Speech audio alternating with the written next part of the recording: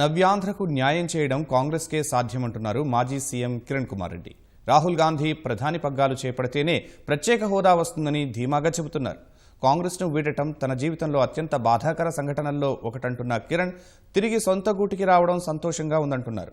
రాష్ట్ర విభజన నాటి పరిణామాలు, ప్రస్తుత పరిస్థితులు, రెండు ప్రభుత్వాల పాలన, కాంగ్రెస్లో తన పాత్ర, వచ్చే ఎన్నికల సమరం సహా అనేక అంశాలపై కిరణ్ కుమార్ రెడ్డితో ఈటీవీ ముఖాముఖి ఇప్పుడు.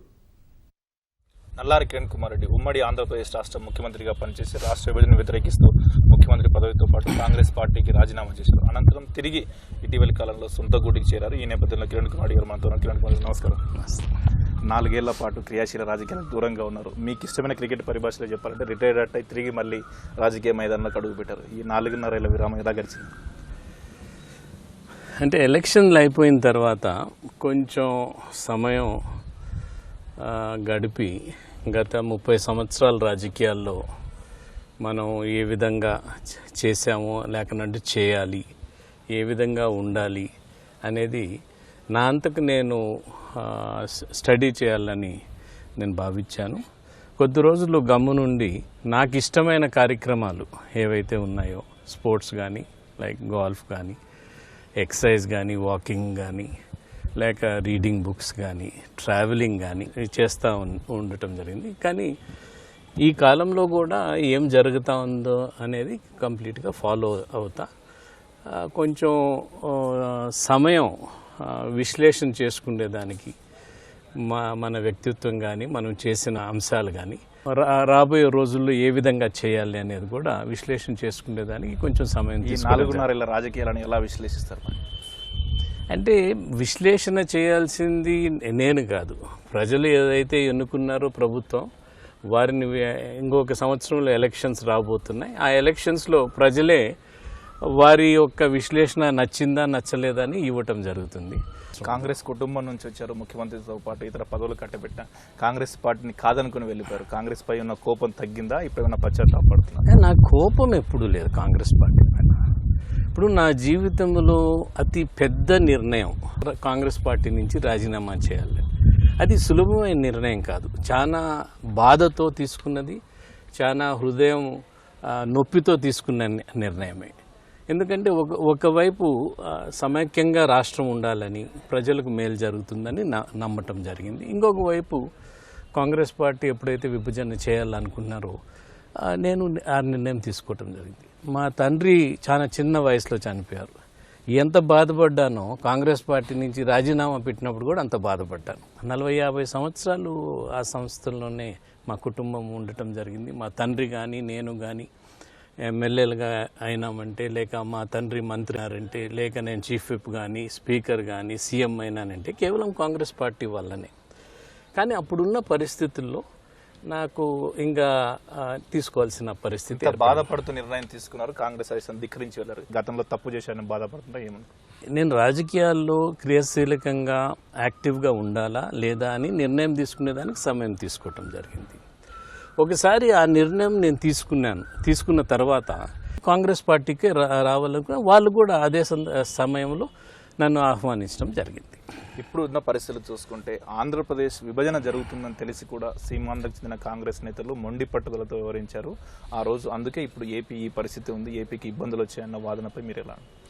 అంటే ఇప్పుడు జరుగుతున్న చర్చ అంతా కూడా ఆ విభజన చట్టంలో పెట్టిన అంశాలు బట్టే చర్చ జరుగుతూ ఉంది. సక్రమంగా అది కేంద్ర ప్రభుత్వం చేయటం లేదనే కదా చర్చ జరుగుతుంది. ఆ రోజు ముఖ్యమంత్రిగా ఉన్న మీరు కానీ, ఇతర సీమాంధ్ర కాంగ్రెస్ నేతలు కానీ కాంగ్రెస్ అధిష్టానాన్ని బలంగా అంటే ఆ విభజనను అంగీకరిస్తూ పోరాడి ఇప్పుడు లేక మేము మాట్లాడకన్నా అంటే పోలవరం నేషనల్ ప్రాజెక్టుగా వచ్చేది కాదు, లేకన్నా అంటే స్పెషల్ స్టేటస్ ఇవన్నీ కూడా వచ్చేటివి కాదు.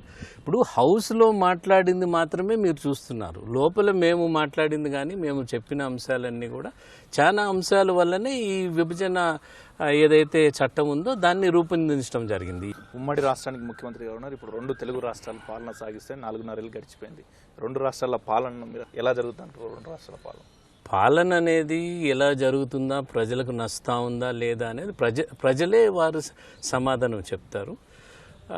నేను బయట వ్యక్తిగా నేను దాన్ని లోతుగా పరిశీలన చేయకన్నా నేను విశ్లేషణ చేసేది అంత సబం కాదనుకుంటాను. విడిపోయాక తెలంగాణలో తీవ్ర విద్యుత్ సంక్షోభం వస్తుందని మీరు చెప్తూ వచ్చారు, కానీ ఇప్పుడు పరిస్థితి చూస్తుంటే పూర్తి భిన్నంగా కనిపిస్తుంది. 24 గంటలు నిరంతర విద్యుత్ ఇస్తున్న పరిస్థితి ఉంది. అంటే కొంచెం విశ్లేషణ చేసేటప్పుడు కొంచెం దాన్ని స్టడీ చేస్తే బాగుంటుంది. నేను మాట్లాడిన సందర్భంలో తెలంగాణ రాష్ట్రంలో ఉత్పత్తి అవుతున్న విద్యుత్ శక్తి ఎంత ఉంది, విభజన జరిగితే ఎంత వినియోగం చేస్తారు విద్యుత్, దాన్ని విశ్లేషణ చేసి ఒక 1500 నుంచి 2000 మెగావాట్స్ తక్కువ ఉంది. అంటే చాలా ఇబ్బందికరమైన పరిస్థితి వస్తుందని నేనే చెప్పడం జరిగింది, సోనియా గాంధీ గారు కూడా చెప్పడం జరిగింది, నేను బయట కూడా చెప్పడం జరిగింది. దాన్ని ఏ విధంగా సరిచేయాలని ఉపాయం కూడా మేమే చెప్పడం జరిగింది. దాన్ని కన్జంప్షన్ 5 సంవత్సరాల నుంచి ఉన్న కన్జంప్షన్ బట్టి వారికి అలాట్ చేస్తే కొంచెం వెసులుబాటు అవుతుంది, అప్పటికీ షార్టేజ్ ఉంటుంది. అందుకని వారికి 54% వారికి ఇవ్వటం జరిగింది, ఏదైతే కన్జంప్షన్ 5 సంవత్సరాల నుంచి ఉందో. అంటే దగ్గర వాళ్ళకు 900 నుంచి 1000 మెగావాట్స్ అదనంగా వచ్చింది ఆ 54%.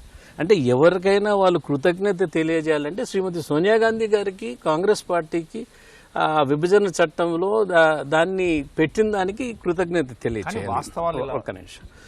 దాని తర్వాత థర్డ్ పార్టీ అగ్రిమెంట్స్ ఉన్నాయి ప్రైవేట్ పార్టీస్తో. వారు దగ్గర 2200 నుంచి 2300 మెగావాట్స్ ఆంధ్రప్రదేశ్ ప్రభుత్వంతో అగ్రిమెంట్స్ ఉన్నాయి వాళ్ళకు. వారికి సర్ప్లస్ విద్యుత్ శక్తి ఉంది కాబట్టి వారు వద్దని చెప్పారు. అది వీరు కొనుగోలు చేయటం జరిగింది. అదిగాక 2 ప్రాజెక్ట్స్ ఏదైతే మొదలు పెట్టామో అవి కూడా త్వరగా పూర్తి చేసుకోగలిగారు, భూపాలపల్లి కానీ సింగరేణి కాలనీ కానీ. దానివల్ల కొంచెం అదనంగా రావటం జరిగింది. సో ఎప్పుడు కూడా నేను ఒక ముఖ్యమంత్రిగా ఉన్నప్పుడు రాబోయే కష్టాలు 2 పక్కల చెప్పాల్సిన బాధ్యత నా పైన ఉంటుంది, అందుకనే చెప్పడం జరిగింది. కష్టాలు కాదు, ఆందోళనకు గురి చేశారు, భయభ్రాంతులకు గురి చేశారు. భయభ్రాంతులైన పరిస్థితి ఆ రోజు ఉన్న పరిస్థితి ఇది 54% రాకన్నా ఉంటే ఇబ్బందికరమైన పరిస్థితి తెలంగాణకి. ముఖ్యమంత్రి కేసీఆర్ కానీ తెలంగాణలో మంత్రులు, రాజకీయ నేతలు కానీ పదే మీరు కర్ర పెట్టుకుని విద్యుత్ కానీ నీళ్ళ సమస్యల గురించి చెప్పి పదే ప్రస్తావిస్తుంటారు. ఎలా అనిపిస్తుంది? అంటే ఎలా అనిపించేది కాదు, నా కర్తవ్యం ముఖ్యమంత్రిగా ఉన్నప్పుడు అన్ని అంశాలు కూడా చెప్పడం జరిగింది. నేను హాస్పిటల్స్ ఇబ్బందికరంగా ఆంధ్ర వాళ్ళకు ఉంటుంది, హైదరాబాద్లోనే హాస్పిటల్స్ ఉన్నాయి కూడా అని చెప్పాను. చదువుకున్న యువకులకు వేరే దగ్గరికి పోయేదానికి ఆస్కారం ఉండదు, ఆంధ్ర నుంచి వారు హైదరాబాద్కే రావాల్సి ఉంటుంది, వాళ్ళకి ఇబ్బంది ఉంది అని చెప్పడం జరిగింది. ఉద్యోగస్తులు చాలా ఇబ్బంది పడతారు అని చెప్పడం జరిగింది. దాంట్లో విద్యుత్ శక్తి కూడా ఇబ్బంది ఉంటుంది అని చెప్పడం జరిగింది. నీటి సమస్యలు వస్తాయని చెప్పాను. ఇవన్నీ కూడా ప్రజల ముందర పెట్టడం జరిగింది. ఆంధ్రప్రదేశ్లో కానీ తెలంగాణలో కానీ కాంగ్రెస్ పార్టీ ఇంత దారుణ స్థితికి పడిపోవడానికి కారణం కిరణ్ కుమార్ రెడ్డి ముఖ్యమంత్రిగా ఉండి చేతులు ఎత్తేశారు కాబట్టి ఈ పరిస్థితి వస్తున్న వాదనతుంది. అంటే ఈ విభజన జరిగితే ఈ పరిస్థితి వస్తుందని చెప్పిందే నేను. దానికి కారణం నేను ఎట్లయితాను? దానికి కారణము ఏదన్నా ఉంటే వారికి తీసుకున్న నిర్ణయం వల్లనే ఇట్లా జరిగింది తప్ప నేను ఇట్లా జరుగుతుందనే చెప్పాను. ఇప్పుడు ఇట్లా పార్టీ నష్టపోతుందని, రెండు దగ్గర నష్టపోతుందని చెప్పడం జరిగింది స్పష్టంగా. నేను ముందరే వారికి ఒక రిపోర్ట్ కూడా ఇవ్వటం జరిగింది. ప్రజలు ఎట్లా ఇబ్బందులు ఉంటాయి డివిజన్ వల్ల, పార్టీకి ఎట్లా ఇబ్బంది ఉంటుందని స్పష్టంగా చెప్పడం జరిగింది. ఇప్పుడు విభజన జరిగిపోయింది దానివల్ల ఇప్పుడు దాని గురించి మనం మాట్లాడాల్సిన అవసరం లేదు. జరగాల్సిన అంశం ఏంటి? ఈ విభజన చట్టంలో ఆంధ్రప్రదేశ్కు ఏమేమి రావాలి, అది ఏ విధంగా తెచ్చుకోవాలి, తెలంగాణకి ఏమేమి రావాలి, అది ఏ విధంగా మనము వారికి వచ్చే విధంగా చేయాలి, అదే ముఖ్య మనం కర్తవ్యం. ఇప్పుడు పార్టీ నష్టపోతుందని ముందే చెప్పేవాళ్ళు. ఇప్పుడు పార్టీని ఏళ్ల తరబడి మోసిన వర్గాలన్నీ కాంగ్రెస్ పార్టీకి దూరమైన పరిస్థితి 2014 ఎన్నికలు కల్పిస్తుంది. ఆ వర్గాలన్నీ తిరిగి కాంగ్రెస్కి వచ్చే అవకాశం ఉందంటారు కాంగ్రెస్? అంటే ప్రజలు కోపమైనప్పుడు పార్టీని వదిలిపోతారు. ప్రజలకు వారికి మళ్ళా మనము అర్థమయ్యే విధంగా చెప్పాల్సిన అవసరం ఉంది. ఇప్పుడున్న పరిస్థితుల్లో శ్రీ రాహుల్ గాంధీ గారి నాయకత్వంలో యూపీఏ ప్రభుత్వం వస్తేనే విభజన చట్టంలో ఉన్న అంశాలన్నీ కూడా దాన్ని ఇంప్లిమెంట్ చేస్తారు అనేది స్పష్టంగా అర్థమైపోయింది. ఇప్పుడు 4 సంవత్సరాల పాటు బీజేపీ ఉండి చాలా తక్కువ ఇంప్లిమెంటేషన్ ఉన్నాయి. ఇంప్లిమెంటేషన్ జరిగినవి కూడా వేగవంతంగా జరగలేదు.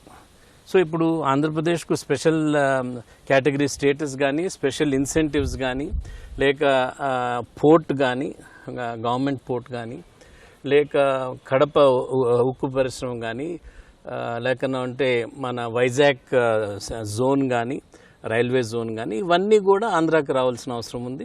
అదేవిధంగా తెలంగాణకు వచ్చేటప్పటికి బయారం ఉక్కు పరిశ్రమ కానీ, లేకనంటే కోర్ట్ కానీ, ఇవన్నీ ఏమైతే వారికి ఇబ్బందులు ఉన్నాయో అవన్నీ విభజన హామీలు త్వరగా చేయగలిగితే ప్రజలకు మేలు జరుగుతుంది. ఇప్పుడు మనం చూస్తున్న పార్లమెంటు సమావేశంలో ప్రధాని నరేంద్ర మోదీతో పాటు హోంమంత్రి రాజ్నాథ్ సింగ్, బీజేపీ నేతలందరూ మేము చేయాల్సిన దానికంటే ఎక్కువే చేస్తున్నాం, ఆంధ్రప్రదేశ్కు పూర్తి సహకారం అందిస్తున్నాం. ఆంధ్రప్రదేశ్కే కాదు, తెలంగాణకు కూడా అందియటం లేదు.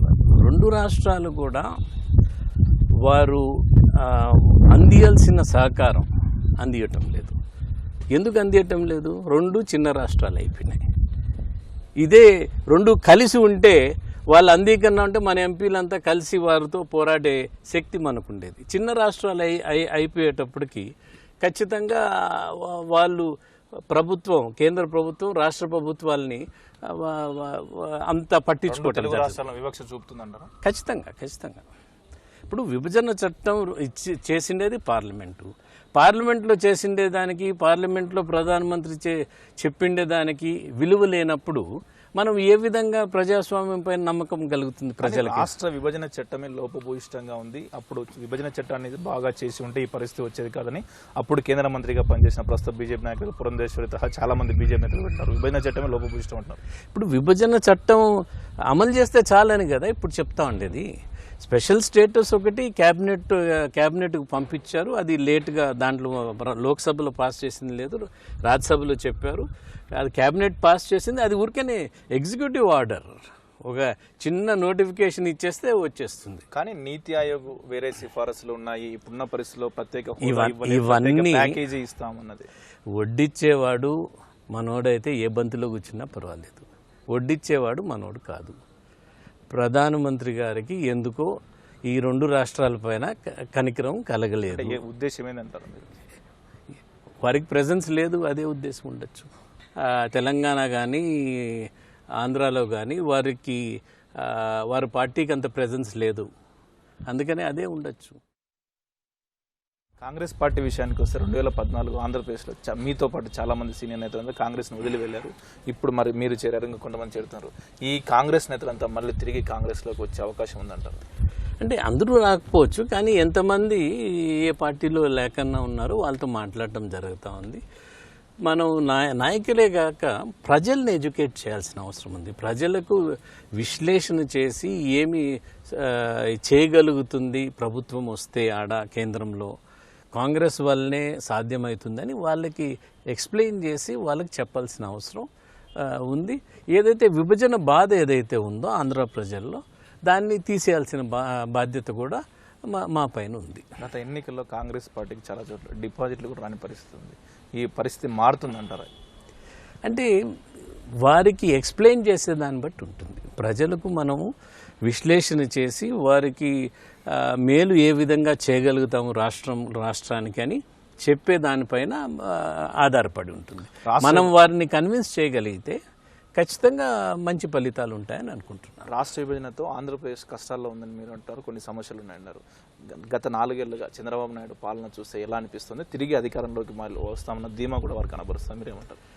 అంటే నేను వేరే పార్టీ గురించి నేను మాట్లాడాల్సిన అవసరం ప్రభుత్వం డెలివరీ సిస్టమ్ కానీ మాత్రం చాలా బాగలేదు. కింది స్థాయిలో మాత్రం చాలా అసంతృప్తి అయితే ప్రభుత్వం పైన ఉంది. దాంట్లో ఎటువంటి ఇది లేదు. లోతుగా దాంట్లో గురించి మాట్లాడాల్సిన సమయం వచ్చినప్పుడు మాట్లాడటం జరుగుతుంది. ప్రధానమంత్రి నరేంద్ర మోదీ, ఆంధ్రప్రదేశ్ ముఖ్యమంత్రి చంద్రబాబు నాయుడుకు మీరు మార్కులు వేయాల్సి వస్తే ఎన్ని మార్కులు వేస్తారు? నేను ఇన్విజిలేటర్ కాదండి. ప్రజలు వేయాల్సి మార్కులు ప్రజలు వేస్తారు. సమయం 1 సంవత్సరం ఆగితే వాళ్ళు ప్రజల మార్క్స్ వాటిల్లో ప్రజలతో పాటు మన మార్కులు కూడా వేయచ్చు. ఆంధ్రప్రదేశ్ హక్కుల కోసం కేంద్ర ప్రభుత్వంతో తెలుగుదేశం పార్టీ అనుకుని వైఎస్ఆర్ కాంగ్రెస్ పార్టీ, కొత్తగా పవన్ కళ్యాణ్ నేత జనసేన పార్టీ, కాంగ్రెస్ పార్టీలు పోరాడుతున్నాయి. ఈ 4 పార్టీల పోరాటాన్ని ఎలా ఉందనుకుంటారు? ఎవరు చిత్తశుద్ధితో పోరాడుతున్నారు? అంటే పార్టీల పోరాటం కంటే 2 రాష్ట్ర ప్రభుత్వాలు కలిసి పనిచేసింటే బాగుండేది, ప్రజలకు మేలు జరిగేది. 2 ప్రభుత్వాలు ప్రభుత్వం చేయాల్సిన పని చేసిందంటే ఈ ఇబ్బంది వచ్చిండేది కాదు. పార్టీలు ఏదైతే చేయాలనో పార్టీలు చేస్తాయి. ప్రభుత్వం చేయాల్సిన పనిలో లోపం ఉంది. అంటే రెండు తెలుగు రాష్ట్ర ప్రభుత్వాలు కలిసి కేంద్రంపై పోరాడాలని ఖచ్చితంగా. ఇప్పుడు చాలా అంశాలు ఉన్నాయి, ఇద్దరు కలిసి చేసుకోవాల్సిన అంశాలు చాలా ఉన్నాయి. బ్రిజేష్ కుమార్ ట్రిబ్యునల్ ఆర్డర్ కృష్ణా నదీ జలాలపై సుప్రీంకోర్టులో ఉంది. అది రెండు రాష్ట్రాలు కలిసి జాగ్రత్తగా చేయాలి. లేకనంటే దగ్గర 200 టీఎంసీలు కోల్పోతారు రెండు రాష్ట్రాలు. అందుకని జాగ్రత్తగా ఆలోచన చేసుకొని ఇద్దరు ముఖ్యమంత్రులు బాధ్యతతో వారు దీన్ని ఏ విధంగా ముందరకు తీసుకొని పోతారో సుప్రీంకోర్టులో ఆలోచన చేసుకొని ప్రజలకు మేలు జరిగే విధంగా, తెలంగాణ ప్రజలకు ఆంధ్ర ప్రజలకు మేలు జరిగే విధంగా చేయాల్సిన అవసరం ఖచ్చితంగా ఉంది. ఏపీకి ప్రత్యేక హోదా అంశానికి సంబంధించి కాంగ్రెస్ వర్కింగ్ కమిటీలోనూ చర్చ జరిగింది. ఏపీకి ప్రత్యేక హోదా సాధ్యమవుతుంటారా? కాంగ్రెస్ పార్టీకి సంబంధించిన వైఖరి ఎలా ఉందంటారు? అంటే ఇది ఎగ్జిక్యూటివ్ ఆర్డరే, అది ఆల్రెడీ క్యాబినెట్లో పాస్ చేశారు. కాంగ్రెస్ పార్టీ ప్రభుత్వంలో ఉన్నప్పుడే, యూపీఏ ఉన్నప్పుడే పాస్ చేశారు. అది ఇంప్లిమెంట్ చేయలేదు. వారు ప్రభుత్వంలోకి వస్తే ఇంప్లిమెంట్ చేస్తామంటున్నారు. మాట ఇస్తే ఖచ్చితంగా చేస్తుంది. అది తెలంగాణలోనే రుజువైంది. తెలంగాణ ఇచ్చిన దాంట్లోనే రుజువైంది. వారు ఎంతసేపు మేము మాట ఇచ్చాము అందుకని తెలంగాణ మేము నష్టపోతామని తెలిసినా కూడా, ఇప్పుడు రెండు రాష్ట్రాల్లో నష్టపోయినాము. తెలంగాణ ఇచ్చి రాజకీయంగా నష్టపోయారు, కానీ మాట కట్టుబడి ఉండాలి అనే ఉద్దేశంతో చేయటం. ఖచ్చితంగా నాకు పూర్తి నమ్మకం ఉంది. కాంగ్రెస్ పార్టీ విభజన చట్టంలో ఏమైతే ఉన్నాయో తెలంగాణకి ఆంధ్రాకి ఖచ్చితంగా చేయటం జరుగుతుంది. ఇవి జరగాలంటే కాంగ్రెస్ అధికారంలోకి రావాలి, రాహుల్ గాంధీ ప్రధానమంత్రి కావాలి. ఇప్పుడున్న దేశ రాజకీయ పరిస్థితులు చూస్తుంటే మీకు అలా అనిపిస్తుంది? ఖచ్చితంగా ఉంది. ఇప్పుడు రోజుకి కాంగ్రెస్ పుంజుకుంటా ఉంది. వివిధ రాష్ట్రాల్లో రాష్ట్ర ఎలక్షన్లు వస్తున్నాయి. వివిధ బై ఎలక్షన్స్లో కాంగ్రెస్ పార్టీ కొత్త నాయకత్వం టేక్ ఓవర్ చేసుకొని కొత్త సిడబ్ల్యూసి అంతా రావటం జరుగుతుంది. అన్ని రాష్ట్రాలు తిరుగుతున్నారు రాహుల్ గాంధీ గారు. ఆయన ఒక మెచ్యూరిటీ పాలిటీషియన్గా పెద్ద మెచ్యూరిటీ చూపించడం జరుగుతూ ఉంది. ఖచ్చితంగా రాబోయే రోజుల్లో యూపీఏని అందరినీ కలుపుకొని ఎన్డీఏని ఓడించేదానికి పూర్తి ప్రయత్నం చేస్తారని నా అభిప్రాయం. విభజన చట్టంలో రెండు రాష్ట్రాలకు సంబంధించిన అంశం నెరవేరలేదంటారు. సిడబ్ల్యూసీ కేవలం ఆంధ్రప్రదేశ్ ప్రత్యేక హోదాను ప్రస్తావిస్తుంది. ఇది చేయడం అంటే తిరిగి తెలంగాణకు అన్యాయం చేయడం అన్న వాదన కూడా ఉంది. ఆల్రెడీ విమర్శలు కూడా ప్రారంభమయ్యాయి. ఇప్పుడు తెలంగాణ ఇచ్చేటప్పుడే ఏమేమి ఆంధ్రప్రదేశ్కి ఇవ్వాలో అన్నీ ఇవ్వండి అని వాళ్ళే ఒప్పుకున్నారు అందరూ, ఇంక్లూడింగ్ పోలవరం నేషనల్ ప్రాజెక్ట్గా చేసేది కానీ, స్పెషల్ స్టేటస్ కానీ, స్పెషల్ ఇన్సెంటివ్స్ కానీ, రైల్వే జోన్, ఇవన్నీ ఏమేమి అవసరమో ఇవ్వండి, మాకు తెలంగాణ విత్ హైదరాబాద్ కావాలి, మిగతావన్నీ మీరు ఏమేమి ఇవ్వగలుగుతారు ఇవ్వండి అని ఒప్పుకున్నారు. సో ఇప్పుడు తెలంగాణకు చేయాల్సిన అవసరం ఉంటుంది. ఏదైతే ప్రామిస్ చేశారో ఆంధ్రాకు కూడా, ఆంధ్రప్రదేశ్కు కూడా చేయాల్సిన అవసరం ఉంటుంది.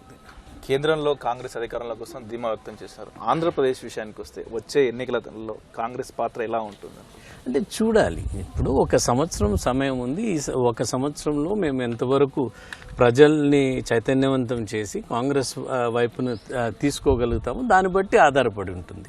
దేశమంతా కూడా కాంగ్రెస్ ఫేవరబుల్గా ఉన్నప్పుడు ఖచ్చితంగా ఆంధ్రప్రదేశ్లో కూడా దాన్ని మెరుగైన ఫలితాలు వస్తాయని నేను ఆశిస్తున్నాను. ముఖ్యమంత్రిగా ఉండి గత ఎన్నికల్లో పోటీ చేయలేదు. ఈ మారు కిరణ్ కుమార్ రెడ్డి గారి పాత్ర ఎలా ఉండబోతుంది? శాసనసభకు పోటీ చేస్తారా, లోక్సభకు పోటీ చేస్తారా? అంటే పోటీ చేస్తేనే మనం రాజకీయాల్లో ఉండక్కర్లేదు.